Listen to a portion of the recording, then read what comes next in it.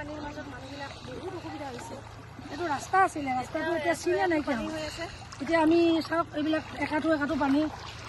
মই বাৰ এইটোৱে কৈছোঁ, অসমৰ চব সংগঠন আহি যাওক, চব NGO আহি যাওক, এই নিমাইজান গাঁৱত অলপ বান সাহাৰ্য যেনেকৈ যোনে যি পাৰে দি সহায় কৰক। আমি তিনিচুকীয়া জিলা আঞ্চলিক ৰূপালী মহিলা সমিতিৰ পৰা আহিছোঁ। মই ছেক্ৰেটাৰী শ্ৰীমতী মুন্না ডেকাই কৈছোঁ, আপোনালোকক আহ্বান জনাইছোঁ। আমি চাওক কেনেকৈ পানীৰ মাজত আহিছোঁ। এই নিমাইজান গাঁৱত মানে গাড়ী এখনো সোমাব নোৱাৰে। আপোনালোকে এটা জেগাতে দি নাথাকিব, অলপমান গোটেই শিৱসাগৰ অঞ্চলটো চাব, ক'ত কেনেকুৱা চাই অকণমান সহায় কৰক। কাৰণ এতিয়াও আমি যিটো ৰাস্তাত আহিছোঁ এইটো এটা ৰাস্তা আছিলে, এই ৰাস্তাটো চিনে নাইকিয়া হ'ল।